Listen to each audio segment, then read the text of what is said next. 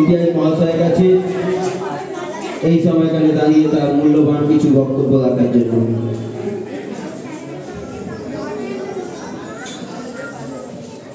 নমস্কার। ঢাকাবোর্ড প্রাথমিক বিদ্যালয় প্রাথমিক বিভাগের উপস্থিত সকল ছাত্রছাত্রী, শিক্ষক শিক্ষিকা, প্রধান শিক্ষক এবং অভিভাবক, আমি দিবা বিভাগের প্রধান শিক্ষক এবং দুই বিভাগের অ্যাডমিনিস্ট্রেটর। আজকে বাৎসরিক সাংস্কৃতিক অনুষ্ঠানের সফলতা কামনা করে সংক্ষিপ্ত দু চারটে কথা বলব। দুই বিভাগের দীর্ঘদিন ধরে কোনো প্রধান শিক্ষক ছিল না। আমরা প্রধান শিক্ষক হিসাবে দায়িত্বভার গ্রহণ করার পরে স্কুলে সার্বিক পড়াশোনা, পরিকাঠামোগত মানোন্নয়ন এবং বিভিন্ন রকম সরকারি যে সুযোগ সুবিধাগুলো, স্কলারশিপগুলো, সেইগুলো আমরা দুই বিভাগ থেকে প্রাণপণে চেষ্টা করে গেছি যেন প্রত্যেকটা ছাত্রছাত্রী উপকৃত হয়।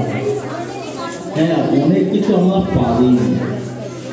বিগত 1.5 বছর ধরে কোনো গ্র্যান্ট না ঢোকার কারণে আমরা স্কুলের যে আভ্যন্তরীণ পরিকাঠামোগত যে সমস্যাগুলো ছিল সেগুলো করে উঠতে পারিনি।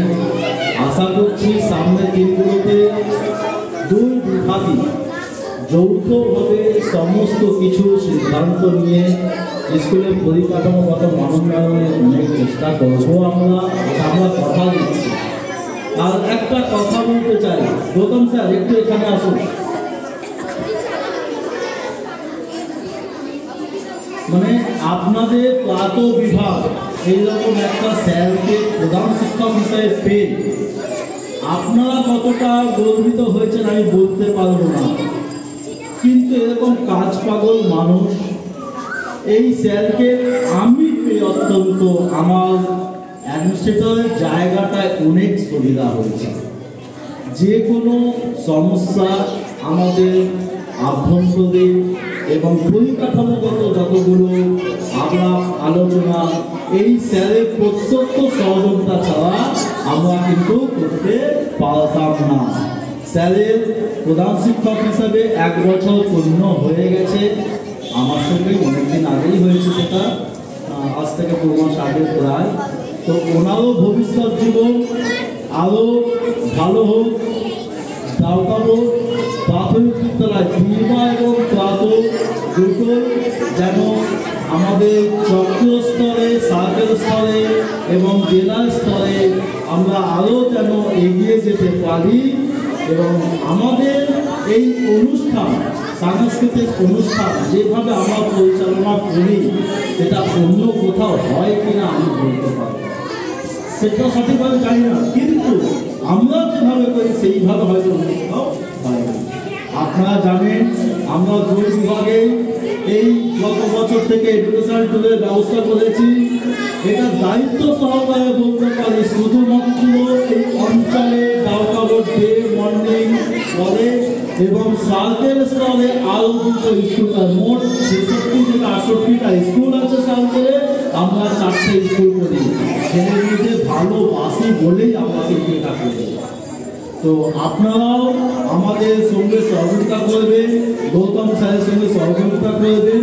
যে কোনো সমস্যা হলে আমরা আপনাদের জানাবো, আপনারা সর্বতভাবে পাশে থাকবেন এই কামনা করি এবং আপনাদের এই অনুষ্ঠান খুব ভালোভাবে সফল হোক এটা কামনা করে আমার ছোট্ট বক্তব্য শেষ করছি। ধন্যবাদ।